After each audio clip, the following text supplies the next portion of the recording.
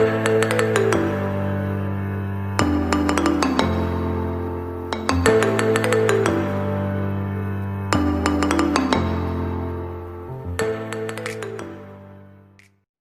Everyone, this is RG. Welcome back to our YouTube channel. So basically chapter number चल रहा है 9 coordination compounds and हम अपने पिछले लेक्चर में स्ट्रक्चरल आइसोमेरिज्म कर चुके हैं। आज के हमारे लेक्चर में हम करने वाले हैं स्टीरियो आइसोमेरिज्म।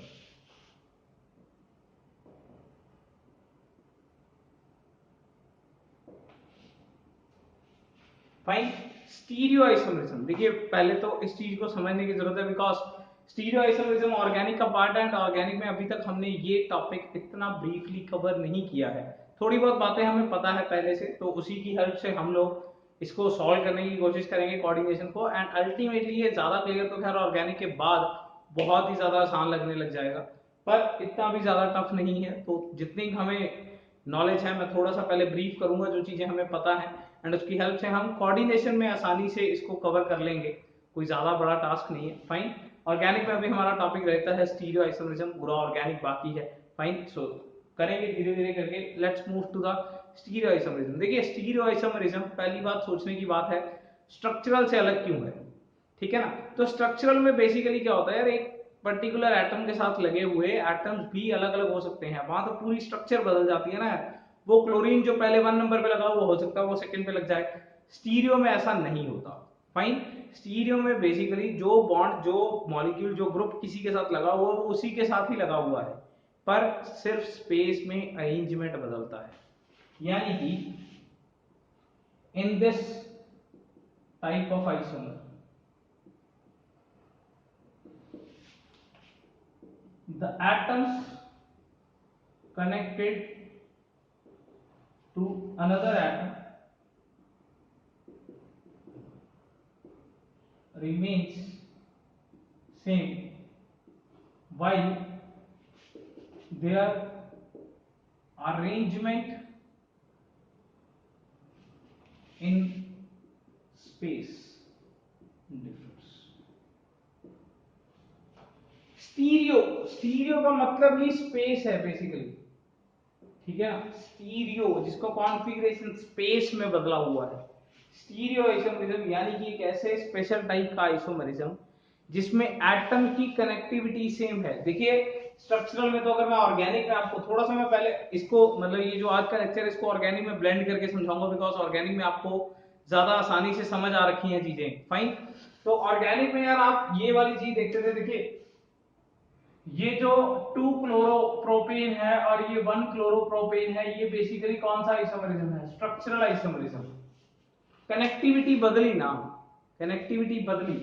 क्या कनेक्टिविटी बदली कि ये क्लोरीन पहले इस कार्बन का पार्ट था, अब ये क्लोरीन इस कार्बन का पार्ट है। कनेक्टिविटी बदली ना, जिसमें कनेक्टिविटी बदल जाए वो स्ट्रक्चरल आइसोमर होता है।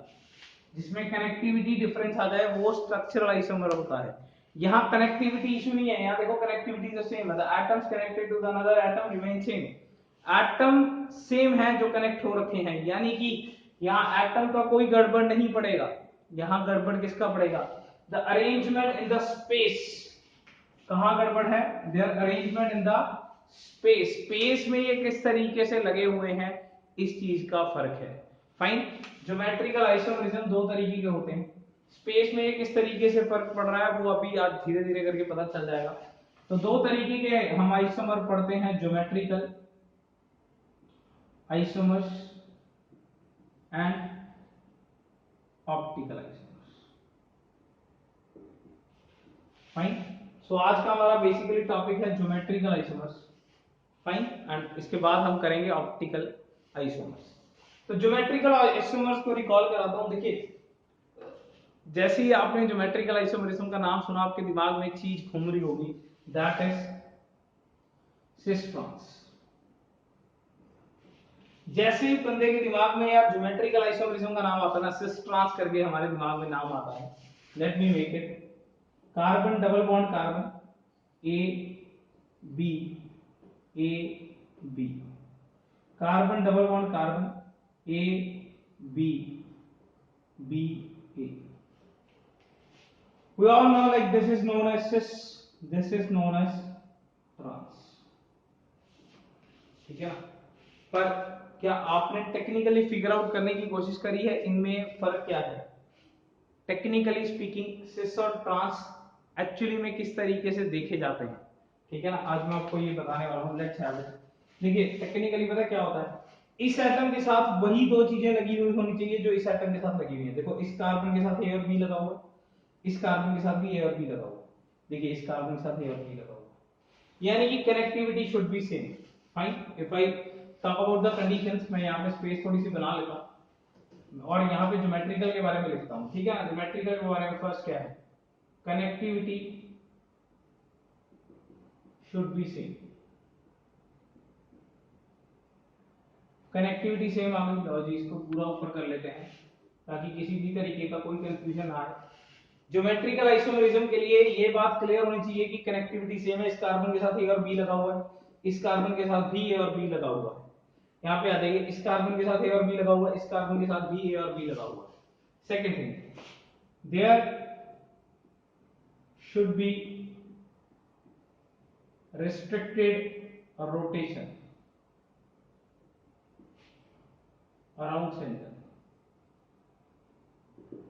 देखो सेंटर से ना रेस्ट्रिक्टेड रोटेशन होनी चाहिए, ऐसे नहीं कि आप इसको मोल्ड करके ए और बी कर दो। देखो बीच में क्या है, डबल बॉन्ड, आप सोच के देखिए टेक्निकली। देखिए सिंगल बॉन्ड जो होता है ना that is rotatable, single bond rotatable होता है, पर जो डबल बॉन्ड होता है ना, डबल बॉन्ड रोटेटेबल नहीं होता। ये देखिए ये इस तरीके से अगर डबल बॉन्ड बना हुआ है तो ये जो मेरे अंगूठे बने हुए हैं ये सिस पोजीशन शो कर रहे हैं, अगर इस तरीके से बना हुआ है तो ये ट्रांस। तोड़ के बनाना पड़ रहा है ना मेरे को, ऐसा ऐसे थोड़ी है कि मैं रोटेट करके ऐसे बना रहा हूँ। रोटेट करके तो देखो मेरी फिंगर्स जो है वो ट्विस्ट कर गई है, फिंगर्स ट्विस्ट नहीं करनी है, बॉन्ड ट्विस्ट करता है क्या ये बीच का, ये जो डबल बॉन्ड है ट्विस्ट कर गया, ऐसा होता है क्या? There should be restricted rotation around centre, centre पे रेस्ट्रिक्टेड रोटेशन होनी चाहिए। क्लियर, कोई दिक्कत?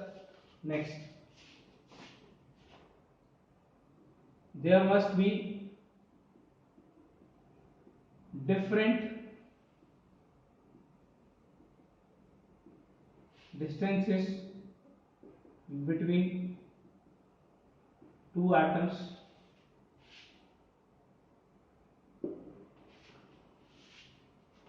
of different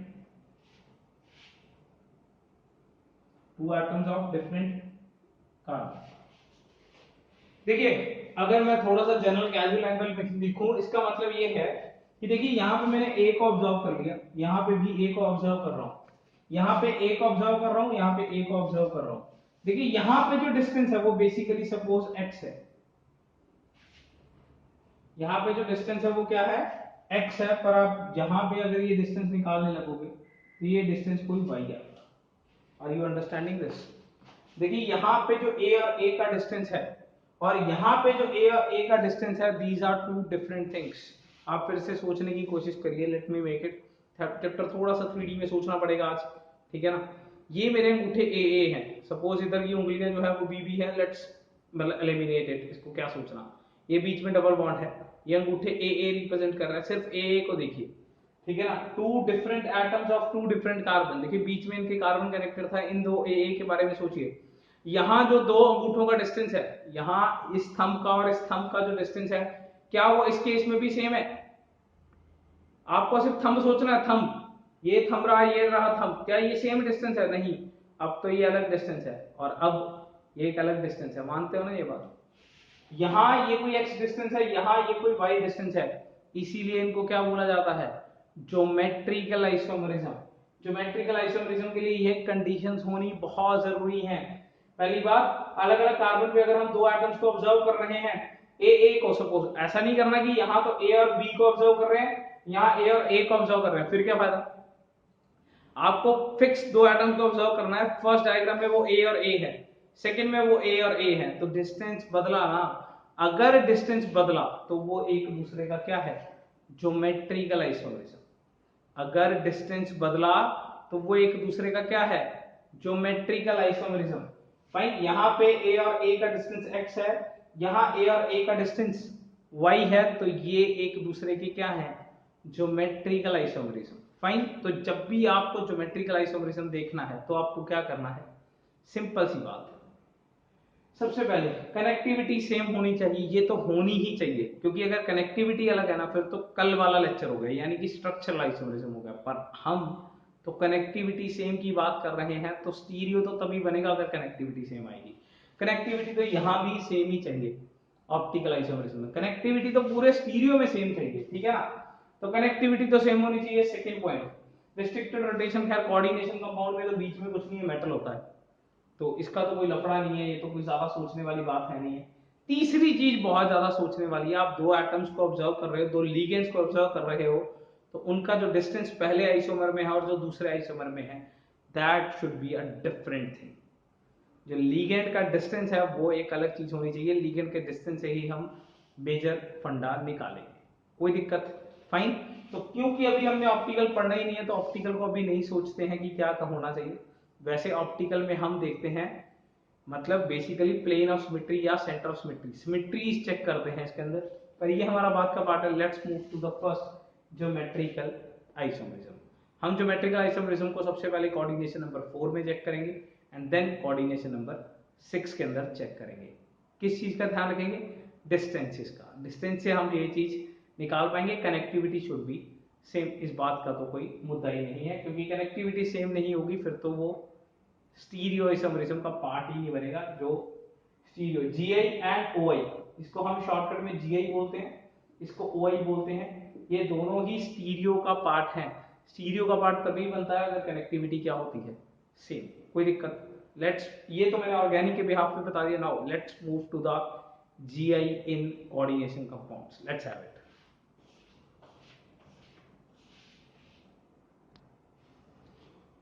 So, GI in coordination compounds.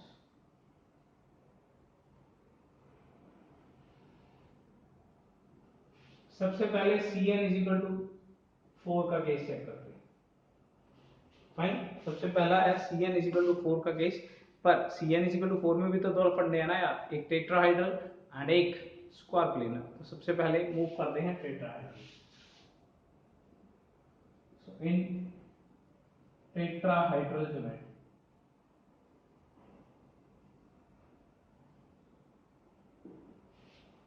देखिए बड़ा सिंपल सा फंडा है।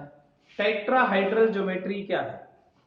कुछ इस तरीके की चीज, एक मेटल लगा हुआ है बीच में, उसके साथ ए लिगेंड लगा हुआ है, कोई बी लिगेंड है, कोई सी लिगेंड है एंड डी लिगेंड है। फाइन, मैं आपको पूरे का पूरा स्ट्रक्चर ऑब्जर्व करा के दिखाता हूं। ये मेरे पास 4 मार्कर्स है। फाइन, दिख रहे हैं 4, 3 दिख रहे हैं, 4 दिख रहे हैं, ये अब दिख रहे होंगे 4, कोई दिक्कत? फाइन, ये 4 मार्कर दिख रहे हैं, बिल्कुल।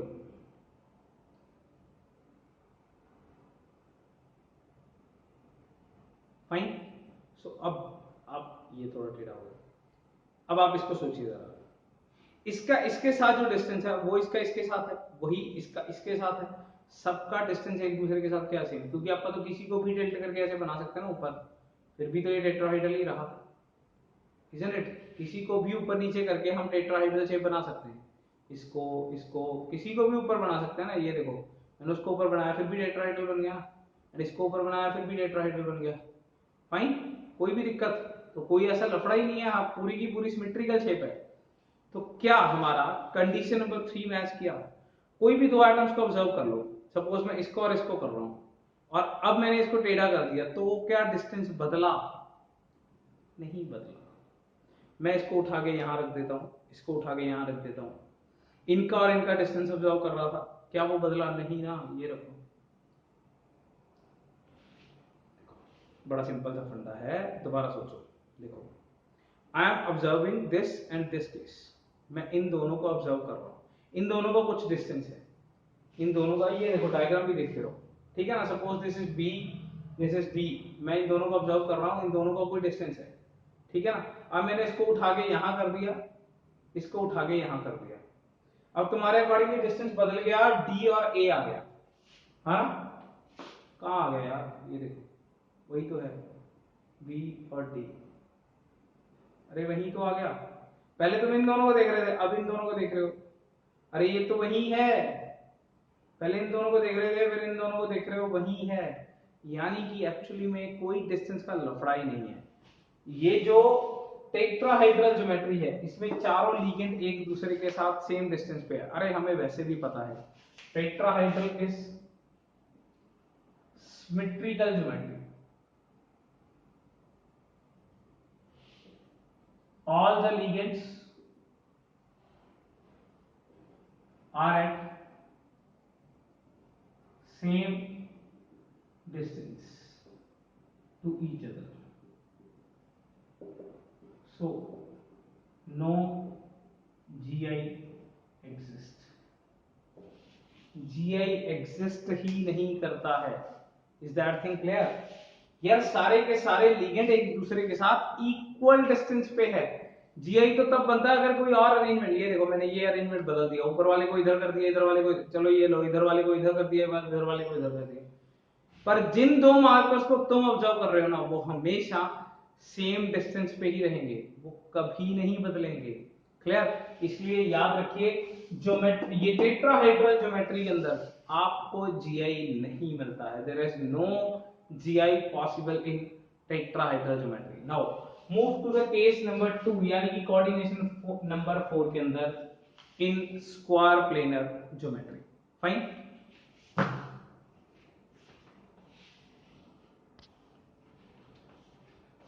So B part in square planar geometries.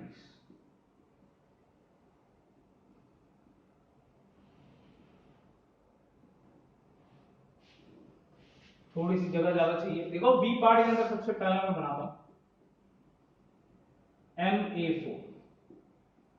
अच्छा इसका मतलब समझाता हूं। M का मतलब है मेटल, A मैंने किसी लिगेंड को लिया हुआ है, ठीक है ना। जैसे एग्जांपल के तौर पे हम लिख सकते हैं दिस इज NiCO4, ये वाली चीज है।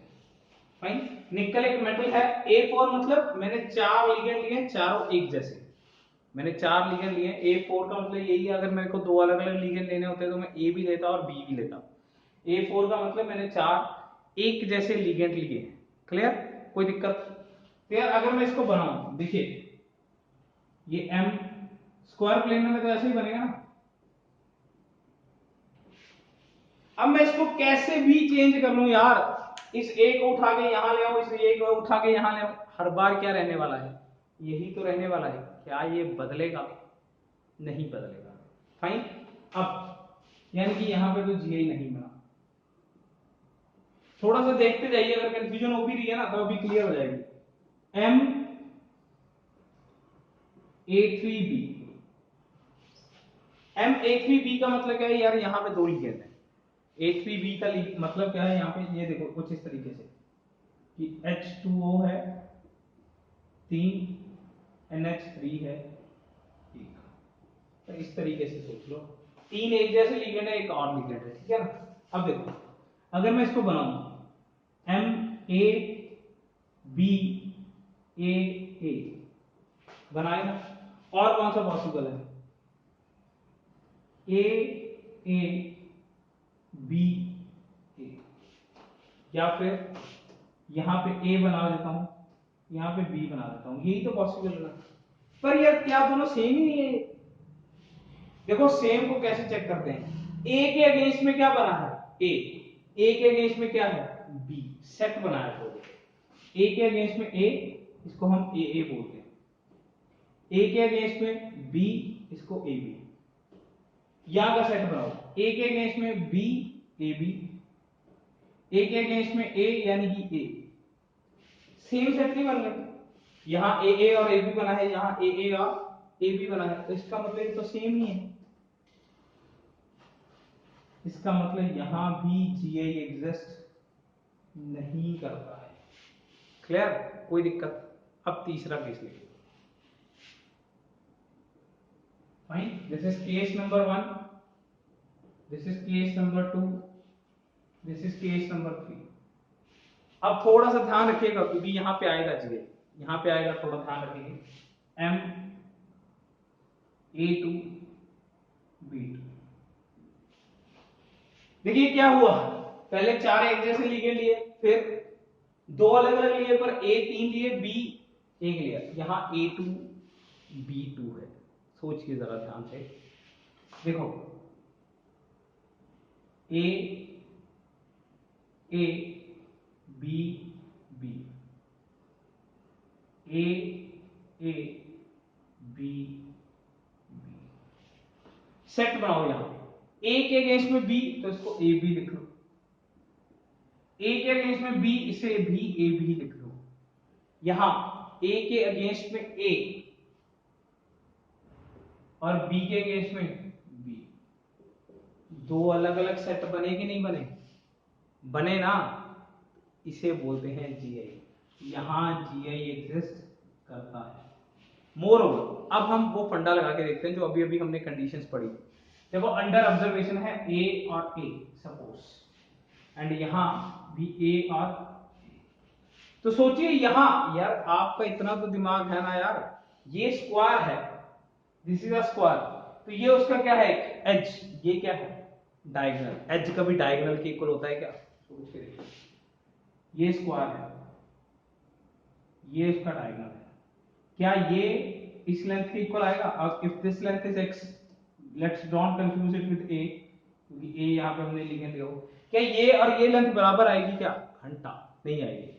ये x है, ये x है, यार ये तो डायगोनल है। हाई हिपोटेन्यूज, कमाल कर रहे हो तुम, पाइथागोरस को आरआईपी करोगे क्या? ये x है, ये x है, ऑब्वियसली नहीं हो सकता। इसका मतलब ये डिस्टेंस इस डिस्टेंस के इक्वल नहीं हो सकता। तो आपकी कंडीशन सेटिस्फाई कर रही है ना। और इसको देखने का दूसरा तरीका क्या है? टेक्निकल तरीका, ए के अगेंस्ट में बी है, ए के अगेंस्ट में बी है, सेट बना लिए। ए के अगेंस्ट में ए है, बी के अगेंस्ट में बी है, तो सेट बना लिए। जीआई एग्जिस्ट कर रहा है। देखो वैसे भी आइसोमर, तो क्लास 11th में ये बात कहते हैं कि आइसोमर इज अ प्योर तुक्का, ठीक है ना। आपको अलग अलग अरेंजमेंट बना के देखना है बस। अच्छा चलो चेक करो, क्या यहाँ कनेक्टिविटी का चक्कर है? M के साथ A A B B लगा हुआ था, अब भी वही लगा हुआ है, M के साथ A A B B। क्या कनेक्टिविटी इशू है? क्या स्ट्रक्चरल आइसोमरिज्म होना चाहिए? नहीं, स्ट्रक्चरल तो हो ही नहीं सकता, बिकॉज कनेक्टिविटी सेम है। एक एटम के साथ लगी हुई चार चीजें सेम ही है। यहाँ भी मेटल के साथ 2A और 2B थे, यहाँ भी मेटल के साथ 2A और 2B है, तो कोई इशू नहीं है। क्लियर? कोई दिक्कत? तो ये बन गया है जीआई। यानी कि यहाँ कितने आइसोमर एग्जिस्ट कर रहे हैं? दो, एक ये वाला और एक ये वाला। क्लियर? तो केस नंबर 4, MA2BC, MA2BC। अब ये सोचना है कि इसमें कितने केस एग्जिस्ट करते हैं। देखो इसको बनाने का तरीका बताता हूं मैं।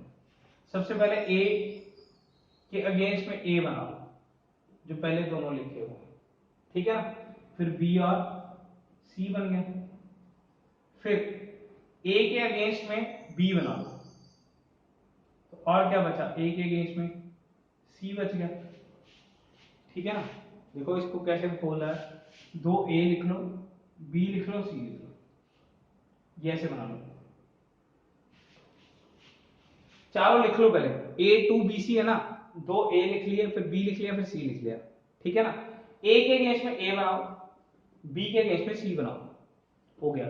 देन अब इसको शफल करो, ये B इधर ले आओ, यानी कि A के अगेंस्ट में B, A के अगेंस्ट में C, A के अगेंस्ट में B, A के अगेंस्ट में C। अब देखो और क्या कर सकते हो तुम, A के अगेंस्ट में C ले आओ, तो फिर A के अगेंस्ट में B, वो तो सेम ही बन गया। सपोज इसको A को उठा के C के साथ करते हैं, तो ये A B के साथ आ जाएगा, तो ये तो सेम ही बन गया ना। सेकंड और थर्ड, सेकंड और थर्ड का देखो सेम ही बन गया। तो A B A B A C A C, वो तो कोई दिक्कत नहीं, आगे पीछे लिखने का तो कोई लफड़ा ही नहीं है। तो यानी कि ये दो केस है, फाइन। और इनको लिखा कैसे जाता है? इसको लिखा जाता है A ट्रांस A, A के ट्रांस में A है, एंड यहाँ क्या लिखा जाता है? A के ट्रांस में B। कुछ इस तरीके से हम इन्हें रिप्रेजेंट कर सकते हैं अगर लिखना है तो, ठीक है ना। अदरवाइज आप कैसे भी बनाओ, ये बेसिकली हमारे पास क्या बन गए? दो आइसोमर्स बन गए। क्लियर? नाउ मूव करते हैं केस नंबर 5 पे, ठीक है ना। Let's move to the case number 5, MABCD। अच्छा आप ये बात तो समझ गए ना भाई, what is the meaning of ABCD? इसका मतलब है चार लिगेंड हैं, चारों अलग अलग है, यानी कि it's a pure heteroleptic compound, है ना। इस बात में तो कोई दिक्कत नहीं है, आप ये बात समझ चुके हैं, this is purely heteroleptic compound. Homo में तो देखो आया ही नहीं, A4 होमोलेप्टिक कंपाउंड था, उसमें तो आया ही नहीं। होमोलेप्टिक में तो वैसे भी आना दिक्कत है, बिकॉज आप बार बार अरेंजमेंट करोगे तो ए ही तो बदल रहे हो, तो हमेशा ए के अगेंस्ट में ए ही रहेगा, तो फिर कैसे आएगा। होमोलेप्टिक में तो वैसे भी जीआई आएगा ही नहीं, ये तो बात याद रखना। होमोलेप्टिक में तो जीआई आने का केस ही नहीं है, बिकॉज जीआई में हम देखते हैं उसके अगेंस्ट में कौन लगा हुआ है, अरे तो सारी चीजें सेम ही रहेंगी, तो जिस मर्जी के अगेंस्ट में जो मर्जी लगाओ कोई फर्क ही नहीं पड़ेगा। M A B C D, देखो अब यहाँ पे सोच के देखो, दो तरीकों से हम करके देखते हैं। ए बी सी डी, पहले तो ये सेट बना लो, ए के अगेंस्ट में बी, सी के अगेंस्ट में डी, पर ए के अगेंस्ट में सी भी तो हो सकता है, पर ए के अगेंस्ट में डी भी तो हो सकता है। तो बन गए कितने केस बने यहाँ पे बने 3 ऐसे। देखो बहुत सिंपल टेक्निक है, ए बी सी डी लिख लो, ए के अगेंस्ट में एक बार बी है, ए के अगेंस्ट में एक बार सी करो, ए के अगेंस्ट में एक बार डी करो, नहीं तो फिर बार बार बना के देखो। ये देखो एम के अगेंस्ट में ए बी, एम के अगेंस्ट में ए सी, एम के अगेंस्ट में ए डी, अब जो रहेगा वो लगा दो, सी और डी, बी और डी, बी और सी, बन गए 3 आइसोमर। कोई भी दिक्कत, कोई भी दिक्कत, देख लीजिए ध्यान से, बहुत ही सिंपल सा वे है, चाहे तो बना बना के देखो, चाहे लिख लिख के देखो, आइसोमर आ जाएंगे, कोई लफड़े वाली बात नहीं है। हम बहुत प्रैक्टिस करेंगे, CN6 में करेंगे तो और भी ज्यादा अच्छे से ये बनाना आ जाएगा। क्लियर है, फाइन। तो ये हो गए 5 केस। अब बेसिकली मैंने CN=4 तक के केस लिए हैं अभी तक, ठीक है ना। नाउ मैं CN=4 में ही वो केस लेता हूं जिसमें एक्चुअली मैंने, ये तो सारे देखो मोनोडेंटेट थे, ये सारे मोनोडेंटेट है, ए अकेला लगा हुआ है, बी अकेला लगा हुआ है। Let's take some cases of bidentate ligand, fine. Case number 6 जिसमें कोऑर्डिनेशन नंबर 4 ही, अभी कोऑर्डिनेशन नंबर 4 ही चल रहा है, स्क्वायर प्लेनर ही ज्योमेट्री चल रही है, पर हम बात किसकी करते हैं, बाइडेंटेट लिगेंड्स की। Let's have it.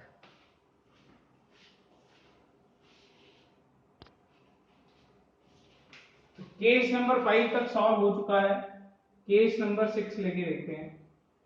इसमें ध्यान रखना है कि हमें बाइडेंटेट लिगेंड्स लेने हैं। देखिए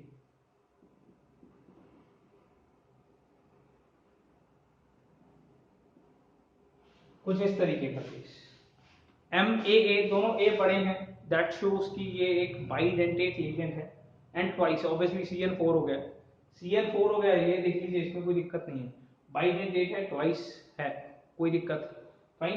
अच्छा मैं आपको वैसे एग्जांपल भी लिख के दे सकता हूं, you can take it as nickel En twice is the thing, है ना। यहाँ पे चार्ज भी लिख सकते हो आप, कोई दिक्कत वाली बात नहीं है ना। जैसे सपोज मैं यहाँ पे +2 बना दूं, तो चार्ज से हमें कोई लफड़ा नहीं पड़ रहा, ज्योमेट्रिकल आइसोमेरिज्म को चार्ज वगैरह से कोई दिक्कत नहीं है, ठीक है। इसको तो सिर्फ अंदर का यार अरेंजमेंट चेक करना है, इसको चार्ज से कोई लफड़ा नहीं है, आप ऊपर बनाओ नहीं बनाओ, है कि नहीं है इस बात से भी कोई लफड़ा नहीं है, इसको तो ये बनाना है। देखिए अब यहाँ पे बड़ा सिंपल सा फंडा है, ये किस तरीके से बनाया जाता है, देखो ए ए, यही तो तरीका होता है ना, बिकॉज जो भी बाइडेंटेट है, कैसा होता है बाइडेंटेट, ऐसा ना, दिस इज बाइडेंटेट, इसका लोन पेयर इसका लोन पेयर, ये लगा हुआ होगा ये लगा हुआ, ऐसी तो होता है। आपको मैं EF दिखा देता हूं, NH2 CH2 CH2 NH2 M, यही तो होता है, इसी तरीके से तो लगा हुआ है, मैंने लगा दिया। क्लियर, ये तो क्लियर है, प्रीटी मच क्लियर है कि ये इस तरीके से दिखाना जाना चाहिए, एंड ये इधर ए और किस तरीके से दिखा सकते हैं, इस ए को पलट दीजिए, यहां कर दीजिए, इसको यहां कर दीजिए, सेम ही तो रहने वाला है, यानी कि यहां कोई जीआई एग्जिस्ट नहीं करने वाला है, फाइन। केस नंबर 7 बनाता हूं, M A B twice, bidentate है पर दोनों एंड्स अलग अलग है, ठीक है ना। जैसे PN लगा लो, है ना, ये PN क्या होता है, CH3 CH CH2 NH2 NH2, ये दोनों एंड अलग अलग है ना, क्यों? बिकॉज यहाँ N के साथ CH2 लगा हुआ है, यहाँ NH2 के साथ CH3 लगा हुआ है, तो अलग अलग एंड है ऑब्वियसली। तो यहाँ पे देखिए, ये मैंने AB लिगेंड का एग्जांपल दे दिया। यहाँ देखो मेटल AB, आगे से जुड़ा हुआ बिकॉज बाइडेंटेट है AB। और अगर मैं इसका एक और बनाऊं AB B, क्या फर्क नहीं पड़ गया? पड़ गया। यहाँ A एक साइड है, दैट इज सिस, या A के अगेंस्ट में है, दैट इज ट्रांस। ये है PN एग्जांपल है इसका, AB टाइप ऑफ लिगेंड का। बिकॉज देखिए, मान लीजिए कि ये A है, ये A वाला हिस्सा है, ये B वाला हिस्सा है, ठीक है ना?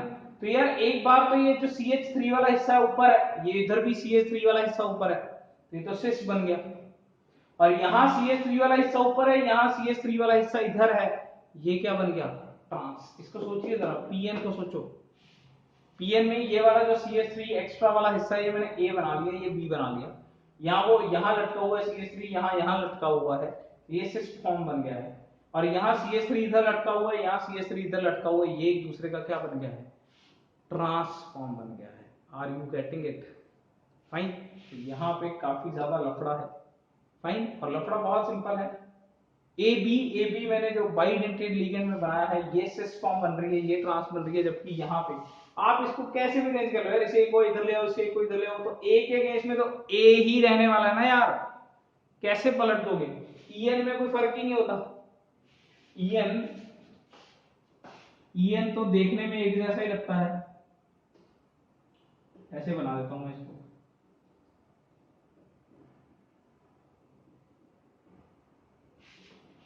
अब कैसे मर्जी करके लगाओ, यहां से यहां पकड़ के लगाओ, यहां से यहां पकड़ के लगाओ, लग ही सेम रहा है। यहां फर्क है ना भैया, तो यहां आइसोमर आएगा। Is that thing clear? कोई दिक्कत? नाउ ये हो गया हमारा GI in CN is equal to 4। कल के लेक्चर में हम GI in CN is equal to 6 कर लेंगे एंड ऑप्टिकल आइसोमरिज्म खत्म कर लेंगे। And in the last lecture we have organometallic compounds and the chapter is over. कोई दिक्कत? So just 2 lectures left to this chapter. Best of luck, लगे रहिए, पढ़ते रहिए, मैं आपके साथ।